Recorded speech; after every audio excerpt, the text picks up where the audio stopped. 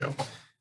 Okay, so what I'm going to do today is I'm going to go over what you need to have and what you need to know to get started. I've previously done trainings on the products. If you haven't been able to get on those trainings, we have those videos on our website. You can see here on the screen, finalexpense.business is the website, and you'll click on agent login, and the password is live transfers 01. Everything that I'm going over today, we have on our website. So, don't worry about taking exact notes.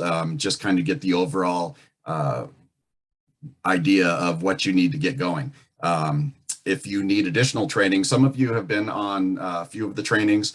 Some of you, this may be your first one. And so what I'll do is I can set up more Zoom trainings with you individually and get you up and ready. But several of you have gone through a lot of the training already, and this is just a kind of a overall let's get going training.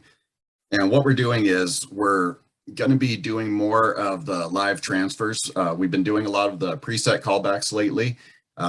We started doing those because during AEP, during that Medicare period, our call centers were spending so much time with the Medicare agents that they couldn't get the enough live transfers for the final expense agents. And so they started doing the preset callbacks, and they work out great. The only issue with them is kind of the same as any lead that you get. If it's an internet lead, mail lead, whatever, it's getting a hold of the people again.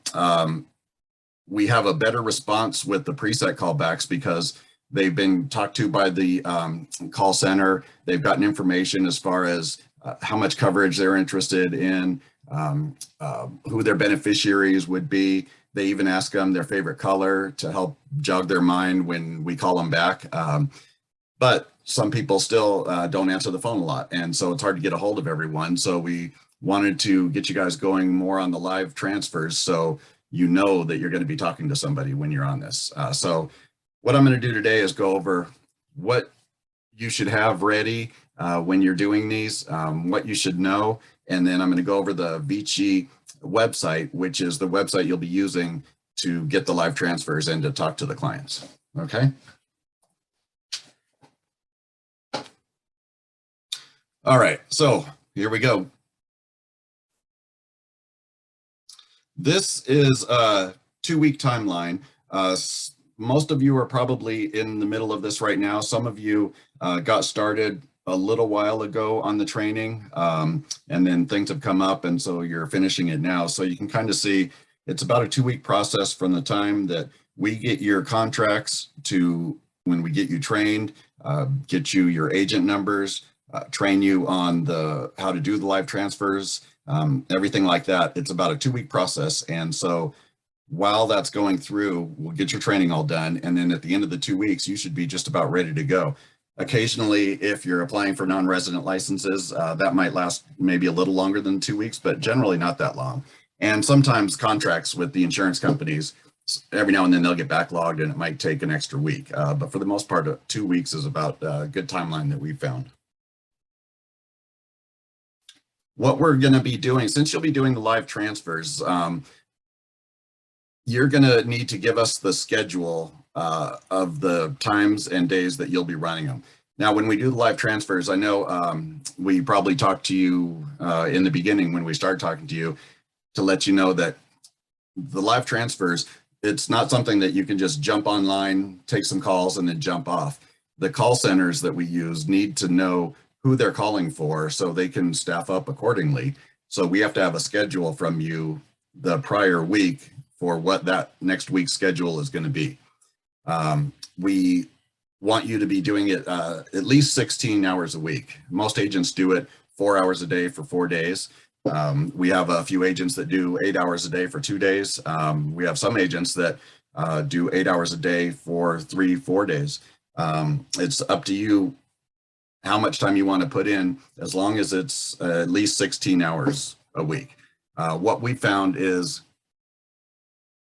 if you do less than that, you not only don't get into a rhythm of it, but you just don't have as much practice doing the live transfers.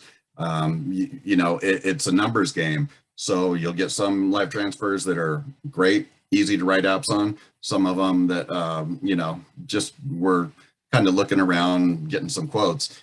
But if you're only jumping in on the program here or there, you'll never get enough of them to be successful in this. And we want you guys to be successful. The only way we make money is if you guys write policies. We don't charge you guys for any of this. So we just want you guys to be successful.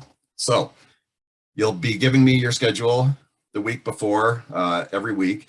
And then I get it to the call center. And if something comes up last minute, be sure to let me know as soon as possible so we can let the call center know. Otherwise, we're, you know, they're sitting there with too many people, too many callers, not enough people to get the leads to. Okay, so what I'm going to go over now is things that you're going to want to have open on your computer or a physical copy of it next to you. First thing is the script. We have a few different scripts on the website. The one that you're going to be looking for when you're doing the live transfers is this one, Final Expense Live Transfer Script for use with buffers on calls. What buffers are is some companies offer them, some don't. The ones that we're using right now, they give us a 3-minute buffer. And what that means is when someone gets transferred over to you, you have 3 minutes to talk to them and try to figure out if it's a legitimate prospect or not.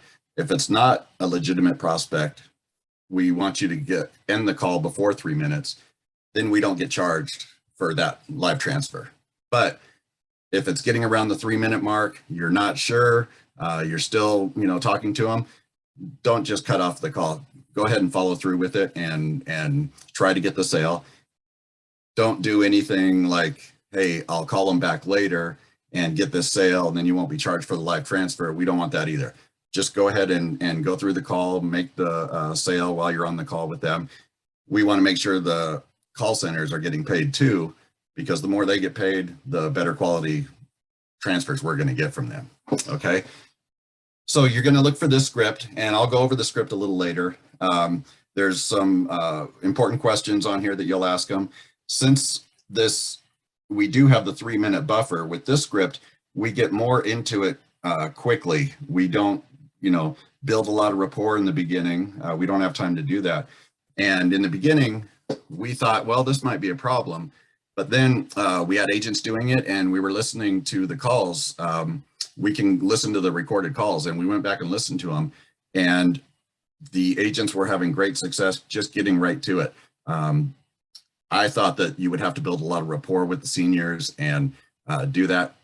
I personally like to do that, but when we're on something that has a buffer like this, we don't have time. So we just get into it quickly, and it works just as well. It's great. So you're going to want to have the script. Next thing you're going to want are the health questions that will determine the client's rating. Okay. So this is an example, and we have this on our website. This is American Amicable's health questions. They have it set up nicely. Matter of fact, let me get it right down here.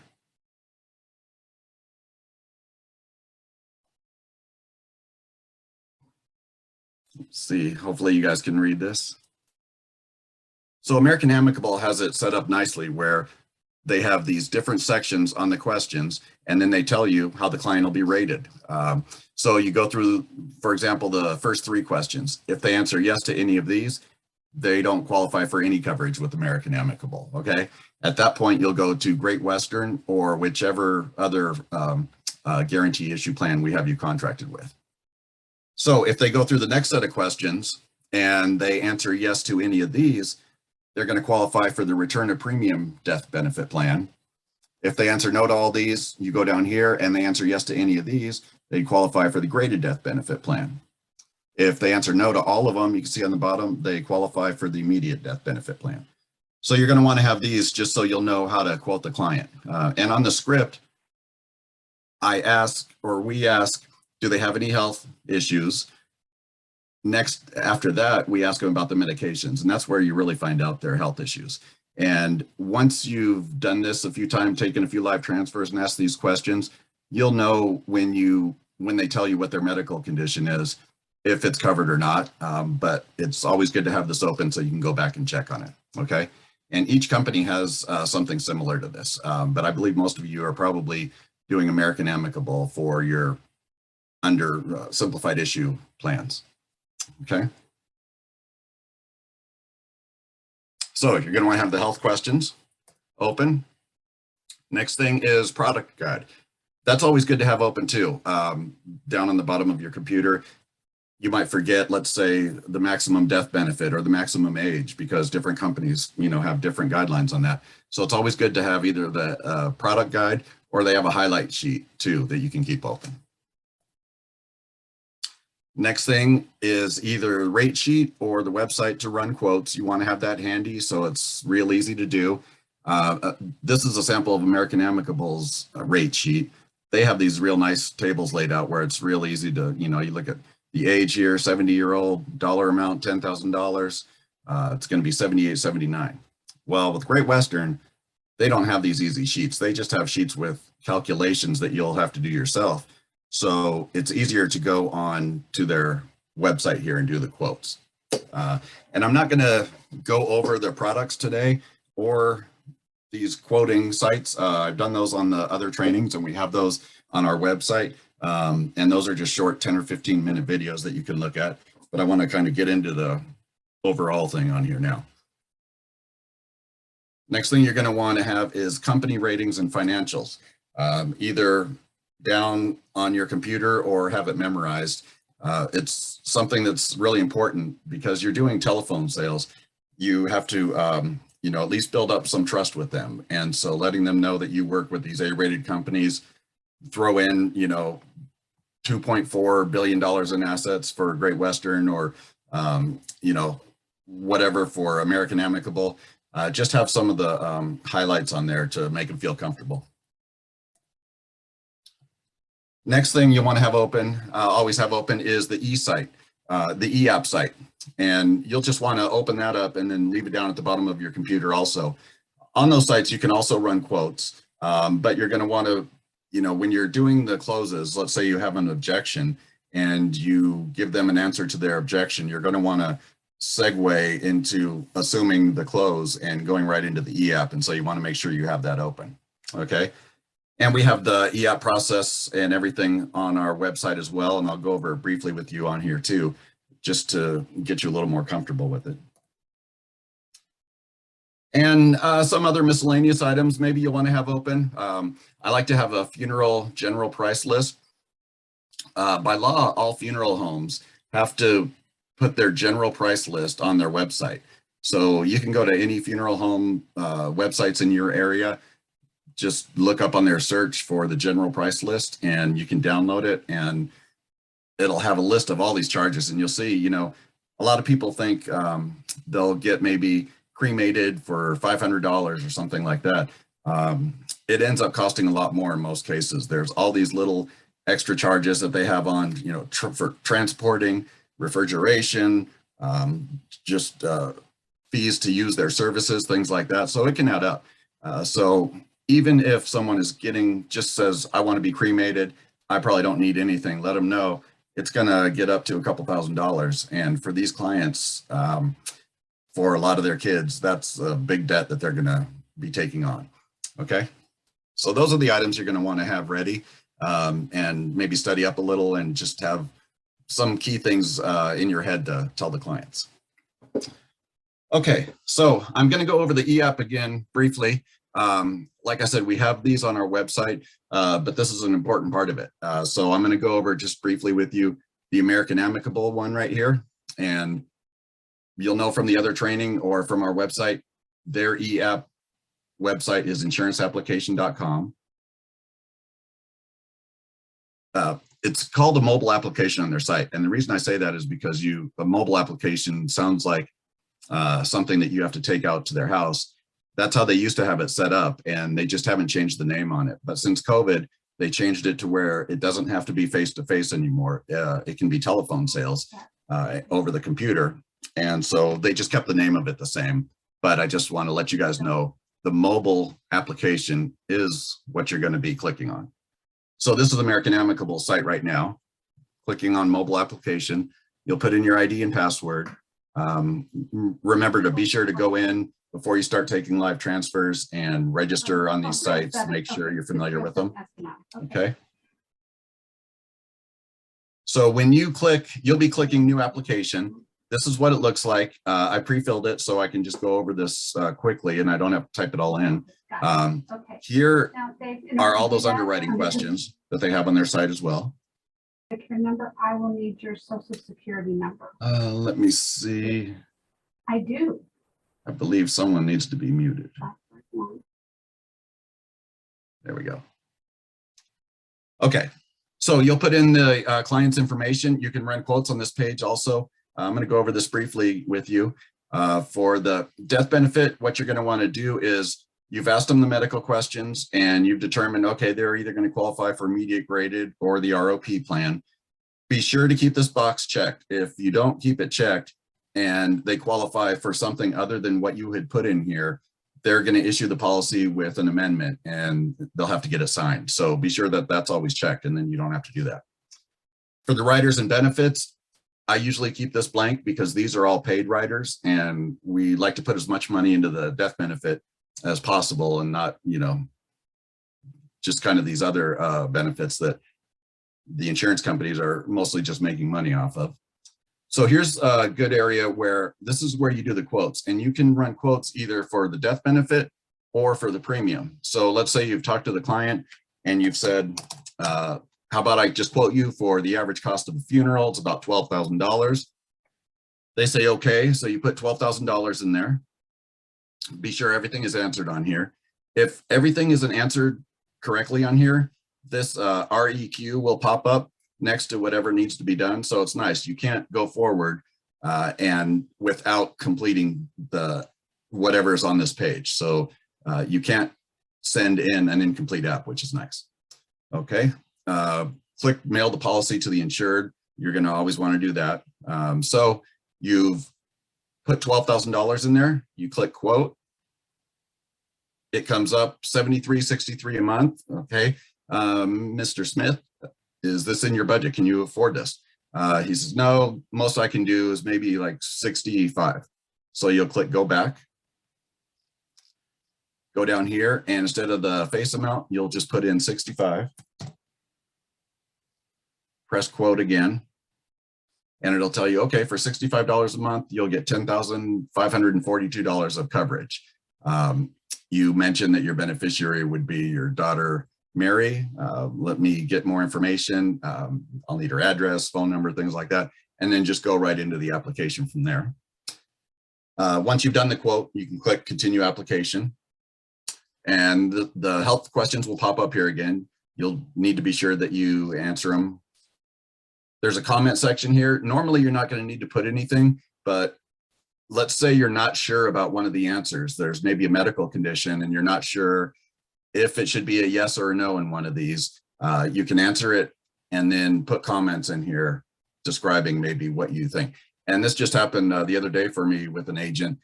It was sleep apnea. And one of these questions asks about needing oxygen to help you breathe. And so I actually called up American Amicable and they said, no, that doesn't qualify. That doesn't count as needing oxygen. So sleep apnea is not a problem at all.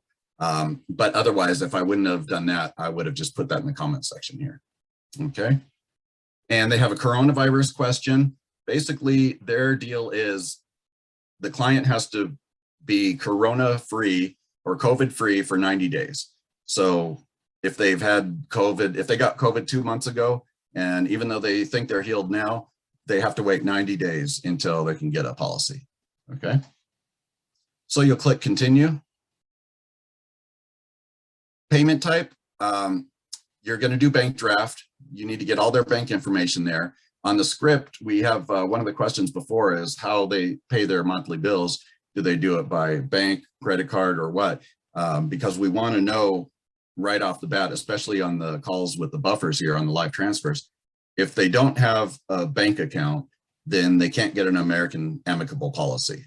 And they can't get a lot of policy with most companies. But Great Western is one of the few companies that will take a credit card for monthly draft.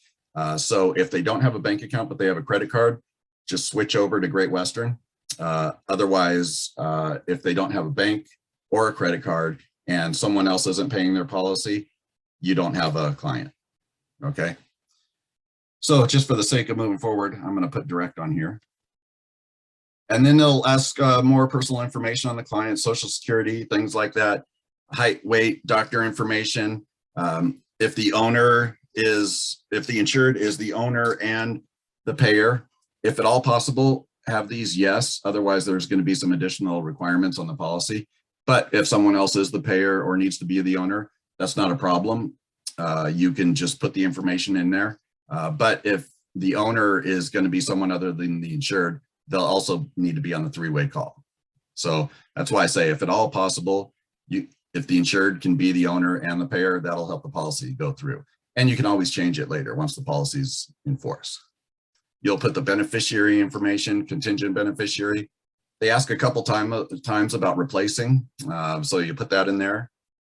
In California and in a few other states, they have this nice thing that they have where they can designate a person to receive notices if their policy is about to lapse for non-payment. So sometimes, seniors forget things. And so if for whatever reason they, forget to pay their policy, maybe they moved and didn't get their mail, the third party that they designate will get a notice. And so then they can contact the insured and say, hey, you might want to take care of this. So that's kind of nice to have. And all you need to do then is just a little bit of information on how the company can reach them. Okay. So you'll click continue to agent statement. That's just a quick little area here. You'll put your information. They'll ask about replacing again. This bottom part with your agent number and all that will be pre-filled for you. So you'll click continue to signatures, and you're always going to want to do voice signatures. Email signatures just don't work with seniors. You have to wait for them to get the email. They have to do the e-sign and all that.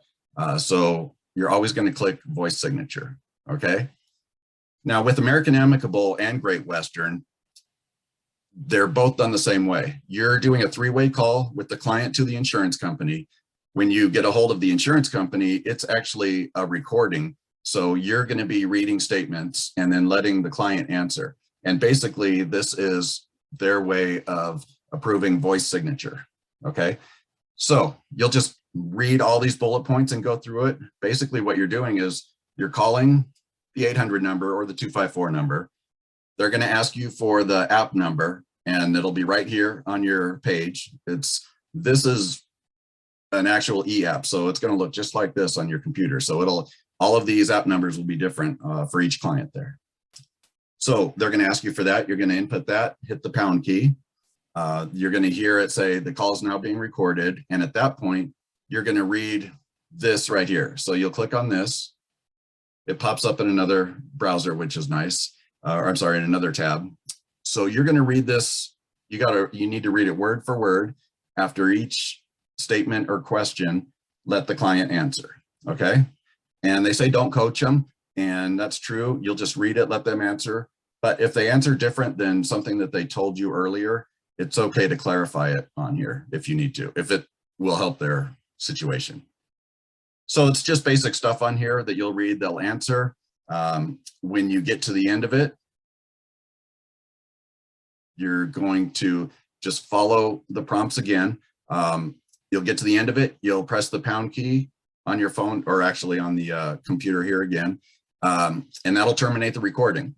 And you're gonna click this button then, click to verify. And it sounds like a lot and it sounds complicated, but everything is right here laid out for you. So you'll just follow these bullets. So you'll click to verify. It'll say they received it, proceed with the application, and you'll click that. And then they're going to give you either an approval, maybe other questions might come up. I'll show you on here. Let me get to.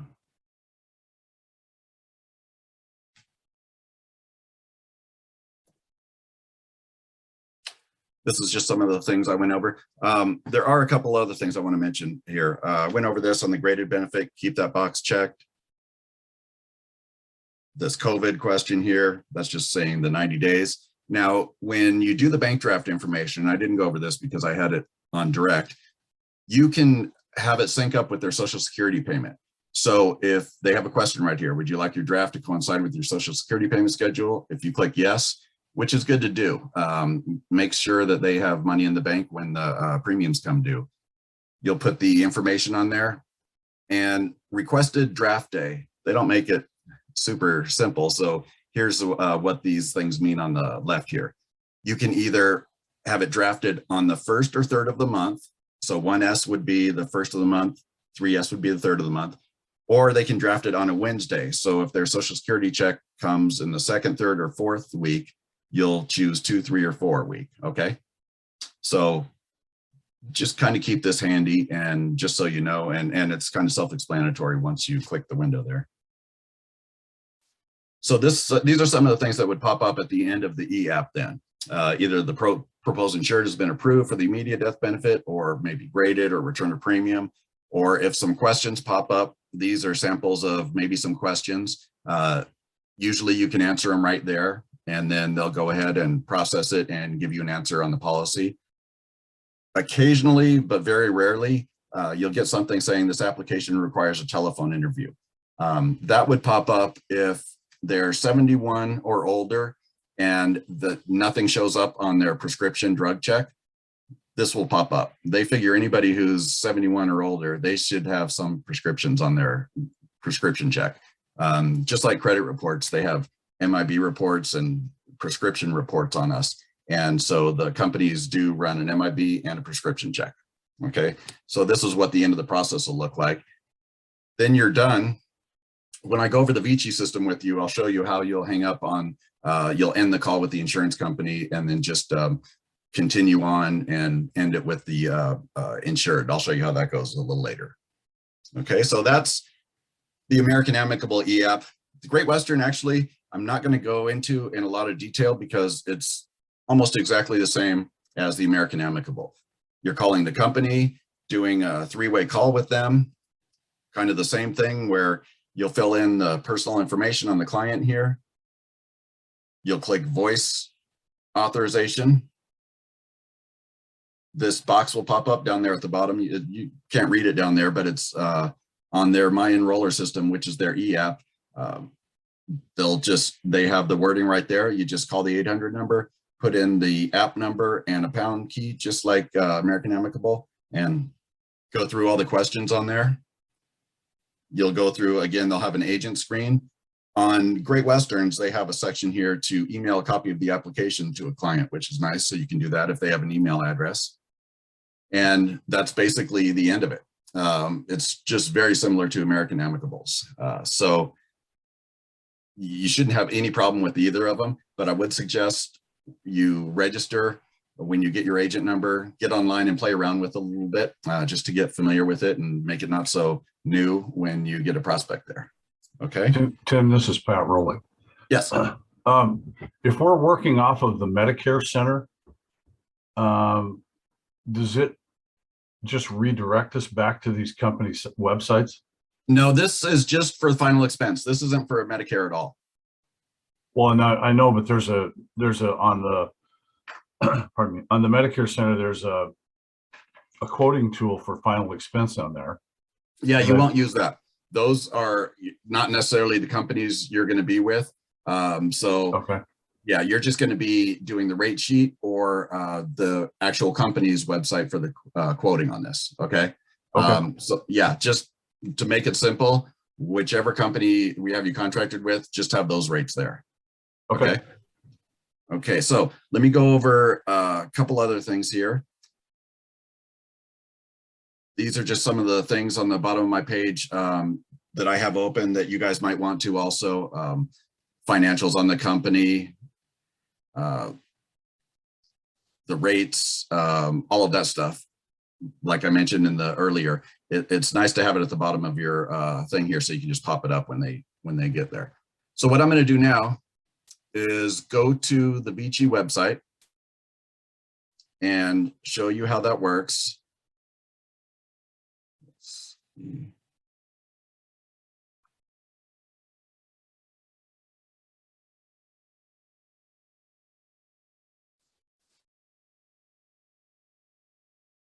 So what we'll do is we'll get you guys registered with this website. You'll have your own username and password to log in. And I have a PDF of this on our website, and you might want to keep this handy and at the bottom of your screen too, just for reference in the beginning, because there's a couple little quirks that you have to do when you log into Vichy here. So the first thing you're going to do is you're going to click Agent Login. You'll put in your login and password. This is just kind of a dummy one. Not that I'm a dummy, but just so we can go over this. So once you do that, it'll have you come to this next screen that looks just like the previous screen, but there's an added third line here, campaign. So you're going to click on that. You'll click Final Expense Live. You'll click Submit.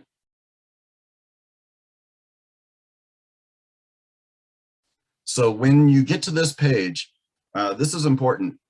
You're going to click Call Agent Web Phone. And when I click it, just listen for a second so you can hear something. You are currently the only person in this conference. You're going to want to make sure that you hear that when you click that button on the last page. And it's important because when I started doing this, I was using Chrome and I had a lot of extensions on there. And they say, you know, use Chrome, Firefox, Opera, it's fine with most browsers. However, one of my extensions was blocking that noise from happening. And basically it was blocking me connecting with the phone. And it was just some random extension that had some control over it. And that can happen. So for a while, I had to download and use the Opera browser and no extensions or anything like that, just so it would go in smoothly. And then I went back when I had time and I turned off and on every extension until I found out which one was the problem, and I got rid of that one. So now I hear that. If you don't hear that, you might think that you're here ready to get calls, but you won't get any calls. So you want to make sure that you do hear that. And that's laid out in on our website too. There's a miscellaneous section, and one of them is logging in to Vichy, and it kind of goes over that in a little more detail. So this is what the screen's going to look like when you log in, and you'll just then be sitting here waiting for live transfers. The nice thing is you can, you know, minimize this, do other work while you're waiting, and then just have it here. So when a call comes to you, it's gonna answer for you. So it's gonna pop up and you'll hear them. It's gonna be a warm handoff from the call center. So they'll say, for example, hi, I have Mrs. Smith here from California. She's interested in $5,000 of final expense. Her beneficiary would be her daughter.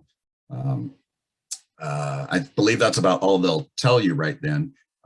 When the screen pops up and their information pops up here, sometimes you'll see more information, maybe something in the comments that they might have mentioned. But basically you'll have their name, probably state, and phone number on here.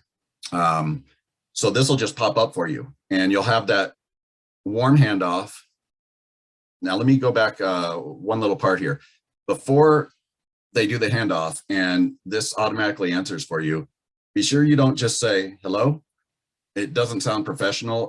You know, I've listened to a lot of the calls, and it's important when you answer to say, hi, this is Tim with the Insurance Center, or however you want to present yourself. If you have a business name you use, or just, hi, this is Tim with Johnson Insurance. However you want to word it is fine, but just answer it as if it's a professional business. And then they'll say, okay, hi, I have Mrs. Smith, blah, blah, blah, and go ahead. And then you'll say, you'll just go through the script. Hi, Mrs. Smith, I'm Tim Johnson. I'm going to help you with your final expense quotes, and kind of go down the script from there. So just, you know, to let you know, try to sound like it's a professional business when you answer the phone. So when you initially log in here, you're going to have the screen like this. You'll see in the upper left-hand side, it says you are paused. Anytime you need to pause and not get a call, press that. If you need to go to the restroom, anything like that, press this. Right now, I pressed it, so I'm active. So when you're ready to take calls, just make sure up here in the upper left, it says, click it, and it says you are active. And then you'll wait, the phone call will pop up and get transferred over to you. And so it's a very easy system where it gets a little tricky is when we're doing the three-way call with the insurance company. And so I'll go over that with you. So a call has come in. Hello? Let me make sure. I think we have someone unmuted on here.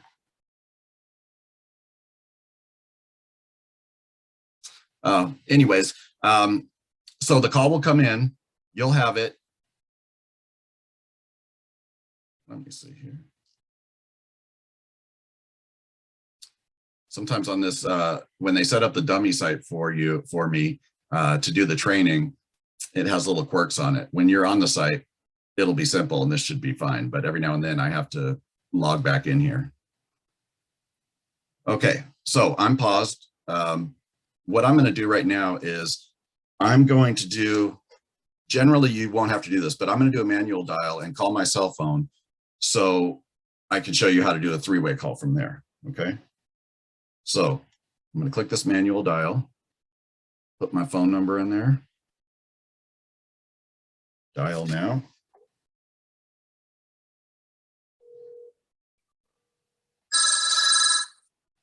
All right, hello. Okay, so now I've, let's see here, let me turn the volume down on the call. So it has my number you can see on here. Normally it'll have more information on here when you get a call in. But let's say I'm on the call with the client, I've given them quotes, they're ready to move forward. So we need to do the three-way call with the insurance company. We're going through the e-app and we're at that section. So what you're gonna do then is, you'll see here on the left-hand side where it says transfer or conference. This is for the conference call. You'll click this, and then this section will pop up on the bottom here. All you need to do then is put the phone number in here. I'm going to call our office, so it'll just go to voicemail. But you'll have that insurance company phone number, the 800 number on there. So you'll put in the insurance company number here, and then you'll always dial with the customer. Never put the customer on hold. It's too easy for them to either accidentally get disconnected or disconnect themselves because you're not there. So always press dial with customer. So now it's dialing. Thank you for calling Agent Insurance Sales and Service. Please listen carefully as our menu has changed. So Office hours are 8 a.m. that's how you do the three-way call. Monday through Thursday, and 8 a.m. Turn the volume to down 3 here. p.m. So now I have both of them on the call right now, and I'm doing the three-way call with the insurance company. When I get to the end of the call and I want to hang it up, you're going to see on the right-hand side here on the bottom, hang up the transfer line. That's going to be the insurance company. So you'll want to click that, and then that hung up the insurance company, and I'm still on with the client here. And so then from there, you can just keep talking to the client. And at this point, you're done with the insurance company. You're gonna, I was talking to Chanel the other day, and we were talking about when you're done with the e-app, what's the wording that you kind of say to the client? And I'm gonna write that down and get it on the script, because I didn't have anything specific on there, but after she mentioned that, I thought, yeah, maybe I should. But basically, you're gonna get to the end of it then and say, okay, Mrs. Smith, you're approved. Everything went through smoothly. If they have an email address, email them your contact information. I would email them also. We have a final wishes guide, and it's through, I believe, Great Western has it, or it might be American Amicable, but it's on our site. And it's a nice guide where they can put in all of their information as far as bank accounts, assets, what they want to be done to them when they pass away, cremated, buried, wherever. If they want a funeral home, you know, they can mention whatever the information they want on there. And so it's important for them. And I like to tell them, look, keep a copy for yourself, and also email a copy over to your family or your beneficiaries on the plan. So they have that information. It can help a lot.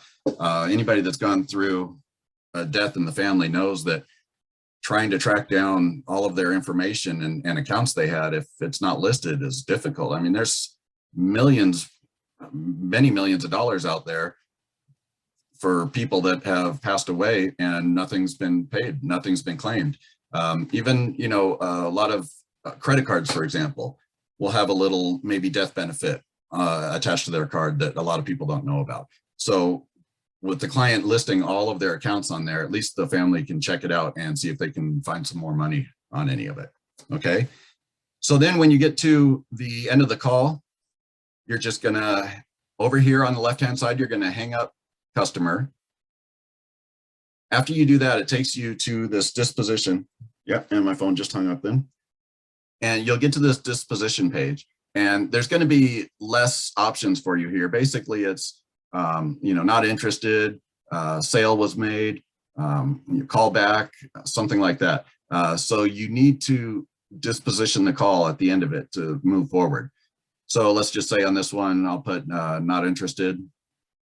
You'll click whichever one you want, and then down here, you can either click web form submit, or if you want to pause after the sale, which I like to do, because then, you know, I get my file together on that person, notes and everything, and take a couple minutes to do that. So you can just click that and then submit, and it'll take you right back here. And because I click paused, you can see in the upper left here that I'm paused. If I want to start taking calls again, just click that. Another thing that I want to mention here is, let me actually refresh this page and show you. When you're on the call, in the upper right-hand side, they have a list of how many seconds you've been on the call, which will help you know if that 3 minutes is coming up or not. Okay, so up here, you can see the seconds area. Let me unpause myself. I'm active, or actually I'm not on a call. Let me call myself again, and you'll see on there.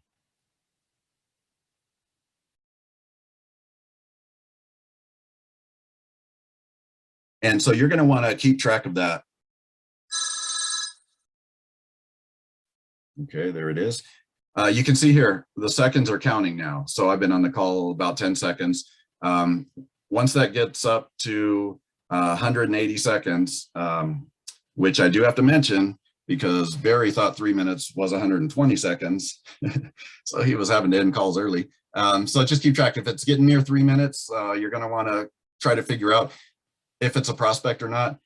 Let me hang up the call here. So you're going to usually know before the 3 minutes if it's a prospect or not. So, you know, a lot of times it doesn't come down to that 3 minutes, but if you're not sure either way, just pay attention to that, okay? So that's how the Vichy system works. Again, we have a video on the training on this, but also we have a PDF, which is nice, going through screen by screen of how to use it. And you might want to keep that maybe handy on your side too, if you're forgetting how to do any of this. But basically it's just make sure on the upper left here that you're either paused or not paused, depending on what you want to be. You'll wait for the call to come in, and there's really nothing much for you to do there except take the call. And then when you want to do the three-way call, on the left-hand side here is the transfer. And then this will pop up and you'll just put the number in here, okay? So it looks a little complicated and can sound a little complicated, but it's really not. Once you get going, once you've done it a little bit, it's pretty easy. And so when we get you your login information, you might want to go in here and play around a little bit too, and just familiarize yourself with it. Tim, what site are those trainings Okay. on? All right. All right. Got it So online. now let me go And, through the script for the final expense with the buffers. As I mentioned before, since we have the buffers on this, we get to things quicker than the other script. Before, on the trainings that I've been doing the last couple months, since we've been doing more preset callbacks, I've been using the other script, which has more of a building rapport in the beginning, things like that, taking your time on it. Basically, you can take your time on it after you've figured out, hey, this might be a prospect. Then you can take some time on it. So that might happen in the first 30 seconds. You might find out, okay, this person, I think they're going to be interested. So then you can start building rapport and things from there. But in the beginning, to find that out, we're going to get right to it. So I'm just going to briefly go over this. And I want you guys to take the script, put it in your own words so it sounds like it's coming from you and you're not reading anything. Just be sure, I'll mention a couple important things on here that you're going to want to be sure you mention on here. Okay. So first of all, it's going to be, like I mentioned, they're going to give you the warm transfer as Ms. Smith, blah, blah, blah. And then they'll say, okay, go ahead. And you'll say, hi, Mrs. Smith. My name is Tim Johnson with the Insurance Center. I'm a licensed insurance agent in California or whatever state they're in that you have. And I'll be helping you get covered today. Okay. I need to ask you a couple questions so I can get the best quotes for you. All right. Okay. Then we're kind of getting right to it. The first three questions are the main ones here. Number one, do you have any final expense or burial or life insurance policies? If they say yes, ask them what they have and why they have that, what it's for. If it's a larger life insurance policy, it's probably to take care of the loss of income when one of them passes away. If they have a final expense policy already, either you see if they need more or if you can get them something better than what they have. But I'll tell you, out of, gosh, I've taken a lot of calls on this and I have never had one person tell me that they have a final expense policy. You know, most of these clients, that's why they're willing to talk to us, because they kind of realize that they need something. So we ask them that first question, 90% of the time, I'd say it's going to be, they don't have anything.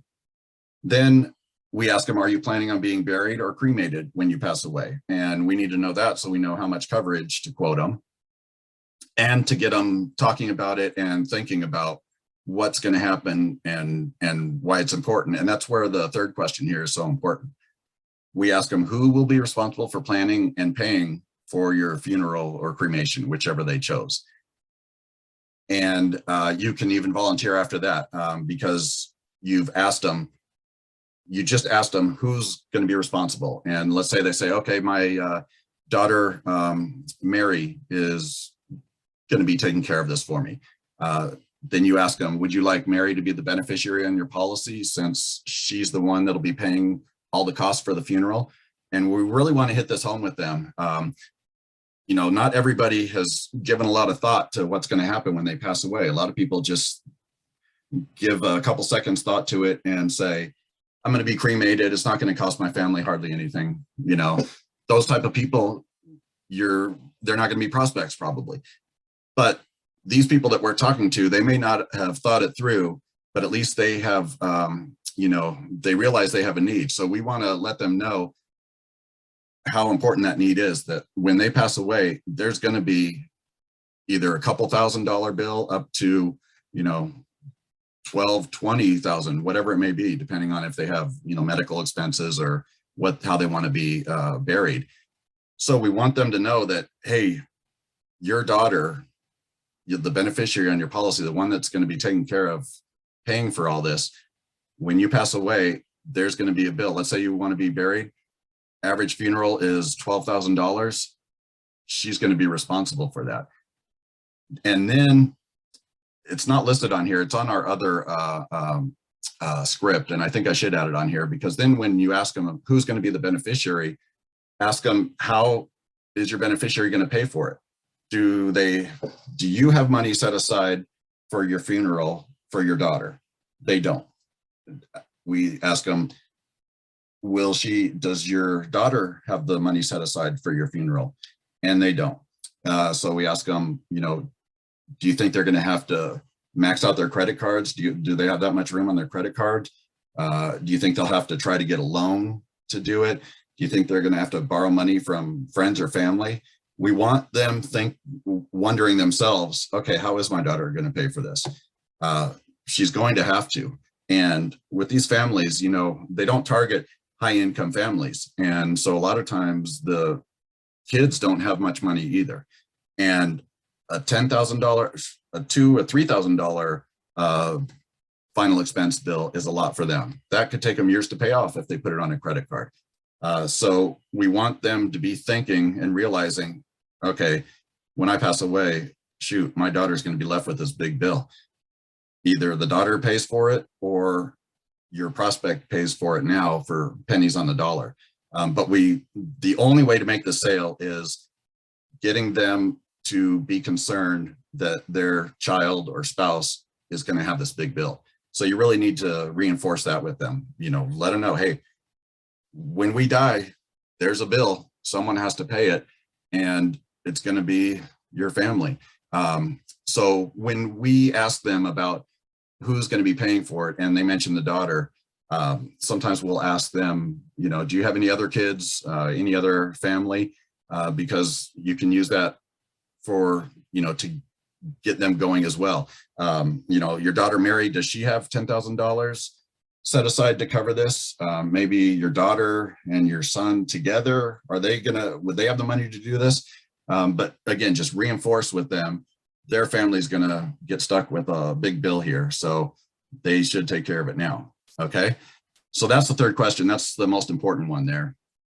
And then, as I mentioned before, when we were going through the e-app, we asked them early on if they have a bank account, because we need to know that. So the fourth question is, do you normally pay your monthly bills through your bank account or a credit card? And again, if they don't have a bank account, but they have a credit card, you can do Great Western. If they don't have either, you can't do either. You can't do anybody, okay? And then you'll just move on to the next call. And then after the fourth question, so we've asked them if they have coverage, if they want to be cremated or buried, so we know how much death benefit, who's going to be responsible, so they know that their family member is going to be responsible to pay this. Do you have a bank account? Yes. And then we want to know within this 3 minutes, and you're looking to get a plan today, right? If they say no, explain to them, you have other people that are interested that you have to get to. With everything that's going on in the world, it's a good time. You can even bring up COVID now, COVID and everything. People are very concerned. We have a lot of people that want to get covered, and so I need to get to them first. So if you're not looking to get a plan today, let's set up a time that I can call you back on another day and get into more details with you in the quotes, and then set up a callback time with them. So yeah, if they aren't looking to get a plan today, get off the phone with them and set up a time to call them back, okay? And then we've asked them about a funeral or cremation, so we know about how much we're going to quote. So we just ask them, do they have a specific amount of coverage that they want me to quote, or should I just start out with the average cost of a funeral and take it from there? Generally, they say, yeah, let's do that. So you'll put in, say $12,000 in the quote, or look it up and give them the quote on there. Other questions that you need, do you have any health issues? As I mentioned before, going through the health plans, not only the health issues, but you have to ask them if they're on any medications, because a lot of times they'll say they don't have any health issues, but they're on medications, you find out, for high cholesterol, high blood pressure, and they don't think they have any health issues because it's controlled through medications, but the insurance company still considers it an issue. So you're going to want to ask them what medications they're on and what they take them for, because some medications, like anxiety medications, for example, are used for anxiety and sometimes for depression. So you're going to need to know what the reason is that they're taking them. And then you'll ask them, if they smoke cigarettes or use tobacco, and their height and weight. And again, you'll have those list of health questions from the company that you're most likely going to quote. So you'll get to know if there's, if they mention something on here, if it's on there. And then just from these questions, most likely you'll be able to figure out which bracket you'll be quoting them in. Okay, so you get all that information. Say, okay, thank you. Let me look it up and run the quotes now. At this point, you're probably going over the 3 minutes, and they're, at this point, you don't have to be too fast with them. So after you've asked them the health questions and all that, you figured out, okay, I think they're a prospect, I'm going to go forward.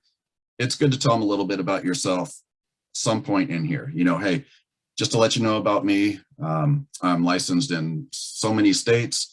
My license number is such and such and such. You can look it up on the Department of Insurance website.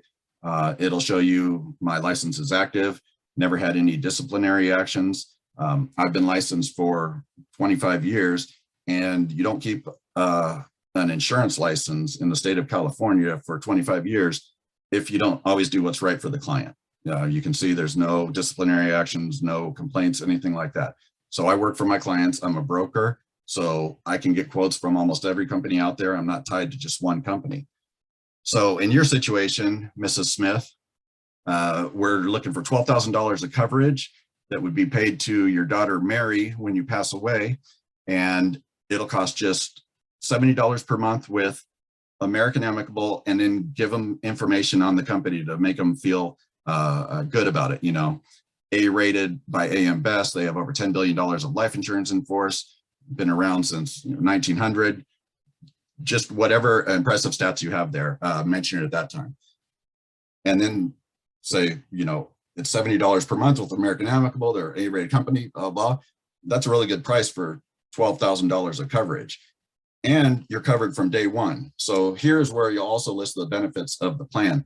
So besides just having the death benefit, they have the accidental death benefit on there. So if you're using, let's say, either Great Western plan or American Amicable, and let's say they have the graded or the return of premium, where there's the 2 years where it's just a percentage of the death benefit or the return of premium plus 10%, depending on which area they qualify for.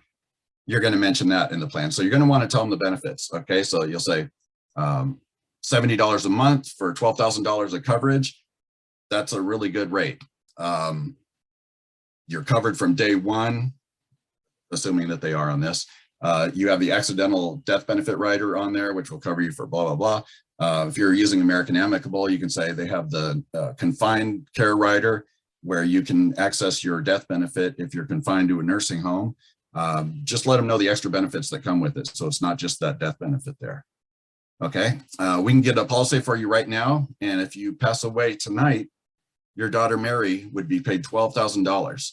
Hopefully she spends it all on your funeral and doesn't spend $1,000 on your funeral and $11,000 in Vegas. Regardless, that money is in her control.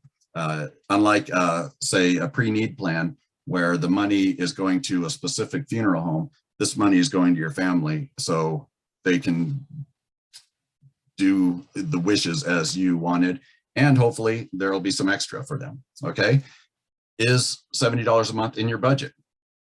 And this is the easy close on this. If they say yes, say, okay, great. You mentioned Stacy is your beneficiary. I'm going to need to get a little more information from her and a little more information on you. Then we're going to do the three-way call with the insurance company and then just start asking the questions on the app. If they say no, that's not in their budget, then just ask them, okay, how much can you afford? Let's figure it out from that way. If you can't afford all $12,000, that's okay. Whatever you can afford is going to be a blessing for your daughter, Mary, when it comes time. And really the only good insurance plan is one that's in force when you need it. So we need to make sure it's in your budget and you can afford to keep it. We don't want to get you a plan that you realize you can't afford and you have to let go. That won't do you or your family any good. So just get, if they say $50 a month or whatever they say, get a quote for that. Let them know, okay, $50 a month, you'll get $8,500 of coverage. Okay. Okay. And then again, assume the close and say, okay, Mary is your beneficiary on here. Let me get some more information. Let's do that three-way call with the insurance company and then just assume the close and go from there, unless other objections come up. But, you know, I kind of went over this in some of the other trainings when we had more time on the scripts, but, you know, they're looking for you. You're the insurance professional and they're looking to you for your advice. And so I believe it's important to give them the advice that, you know, this is a plan. This is perfect for you. It's the most affordable plan for you. It's with an A-rated company. If, you know, my mother passed away in 2020, luckily we're an insurance family, so she had coverage. If she didn't, this is the plan that I would do for her.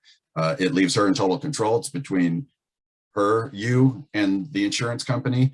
You don't have to worry about signing up with a funeral home that may or may not be there when you pass away, may or may not have changed owners, you know, kind of overcoming any pre-need type plans that they might be thinking about. But basically you're the professional, you recommend what they should do, and then assume that they are going to do it unless they say otherwise. If objections come up, let me go over just a couple ideas on the objections. And you should get objections on almost every sale. And the reason, I believe, is because people don't like to feel like they're being taken advantage of. They don't like to say yes to a salesperson right away, or they think, they didn't do their due diligence or anything like that. I'm the same way. If, I'm looking for a car or I'm looking for clothes or something, someone comes up to help me, I'm just looking, I have that wall up, and people have their wall up. And so by them asking questions or having objections and then you answering them, it makes them feel better. Like, okay, they asked questions, they did their due diligence, now they can move forward. So that's what it seems like most objections are, either that or price. And other than that, there's not a lot of objections that come up. They might say other things, they need to think about it, they need to talk to so-and-so, but try to dig down through those objections and get to the real objection. Like I said, normally it's going to be price, or they just don't want to say yes right away. And I should mention on here too, on the live transfers and on the preset callbacks, not every call is going to be a one call close. There's going to be times, I would say maybe 50% of the time, it's going to be another call, a follow-up with them where you'll get the sale. Sometimes maybe they won't have all the information they need. Sometimes they're just going to insist that, hey, I need to talk to my daughter about this. She handles my finances, things like that. If you can't overcome it, don't think that it's dead. Follow up. Like I said, I would say half of the sales are more than one call.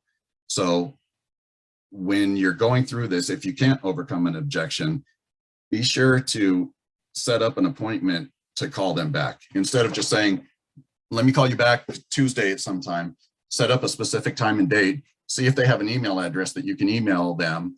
And if you're talking to them on their cell phone, ask them if you can just text them a reminder with your information on there, and set it up. You'll have a much better chance of reaching them then. And again, don't think that the sale's dead if you don't do it on the first one, because it oftentimes can take more than one call. But half of the time it won't, and they'll have everything they need. And let's say they have some objections. One of the main things you want to do is isolate the objection. Once you've dug down and figured out what the objection is, if they say they need to think about it, let them know, hey, I've been in the business a long time now, and I know that everybody has good intentions of thinking about it, mulling it over after this phone call. But I realized a couple things. Number one, I'm on the phone right now, and it's a great time to answer your questions, whatever they are. The other thing is, I know when we hang up, life moves forward, and in 10 minutes, something else is going to come up, and this won't be on your mind anymore. And God forbid something happens this week, and Mary, your daughter Mary, has this $10,000 bill because we didn't get to answer all your questions. We don't want that to happen. So while I'm on the phone with you, please ask me whatever questions you have. And then I like to throw out some questions for them, because maybe they just don't want to say yes right then. But if we give them an out by offering some questions for them, they might take that and feel good enough that, okay, I did ask these questions and I'm okay. So I'll say, now's the time, I'm on the phone with you right now. Please ask me any questions. Do you have questions about how much coverage you need? If you need any coverage at all? Do you have questions about the insurance company or about me? Or are you not sure if you will be able to afford these premiums? And a lot of times that's it. And they'll say, okay, yes, that's it. If it's none of those, and you just can't get to it, then just set up another time to call them back, and after they've had a chance to think about it. But that's usually it. They won't always come out and say they can't afford it, just for pride or whatever reason. So sometimes you have to dig down and find out that that is what it is. Okay. And then again, overcome their objection, isolate it so they don't have other objections afterwards. So when they, you've gotten down to it and they say, yeah, I'm just not sure I can afford it. Say, okay, let's get something you can afford. Like I mentioned before, the only policy you should have is one that you are comfortable with paying and that you're not going to have to let lapse. That won't help Mary at all. So let's make sure you can afford it. So you get the quotes, get the lower quotes, but you've isolated it. And when you've gotten to the point where they say, yes, okay, I can't afford it, then ask them, okay, do you have any other questions or concerns before we take care of this? And generally they'll say no. If they say yes, then find out what those are too and just isolate them, because then at that point, generally they're not doing more objections because you've already asked them if those are the only questions that you have or concerns. So isolate it and answer it. And then again, assume the close when you answer it, unless it's something that you think you'll have to talk back and forth on. In a lot of cases, if it's the price and they've told you what they can afford and you've given them the quote, you can kind of just do the assume close from there. Okay. So that's the script on this. Again, you have the 3-minute buffer. So, see what you can find out in the first 3 minutes. But when you realize that, hey, this is a pretty good prospect, don't worry about the 3 minutes. And if you want to take more time with them at that point, go ahead. Like I mentioned earlier, I like to build some rapport with the clients when I do the sale. But I've listened to agents on the calls that they just get right into it, give them the price. Okay, can you afford this? Okay, let's get going. And it sounds so easy when they do it on the phone and it's so quick. And I don't know, it's not my style, but I'm telling you, both ways work. So you can try, if you start doing it and you're building rapport and the phone calls are lasting a long time and you're not getting sales on it, try the other way, try to go quick. Or if you try the quick way and that's not working, try to build a little more rapport. Not only is it a numbers game where the more people that you talk to, the more sales you're going to get, but you're also going to get more comfortable and kind of, telephone sales are different than face-to-face, obviously. And most of you have probably done face-to-face in the past. I did for 23 years. It's a lot easier when you can see the person. So it's going to take you a few times on the phone to get used to it, get your feel for it, kind of figure out your type of close and how it's going to work. So just, be sure to work it. Stay on there, get the practice. If you're doing live transfers and they say that they're not ready to buy and it's the beginning and it's after the 3 minutes, hey, just practice, build some rapport and say some things to them. But really what we found, the successful agents on this program just show up. We've had a lot of agents that we put on live transfers and, it sounds easy to sit there for 4 hours and take calls and do other things on the computer while you're not getting calls.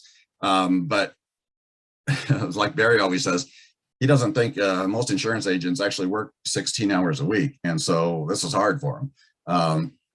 Some agents that work a lot, they just go right in and it's no problem. But if you just get on, take calls, you'll get the feeling for it and you'll either be successful or you'll find out, this isn't my thing, and that's okay too.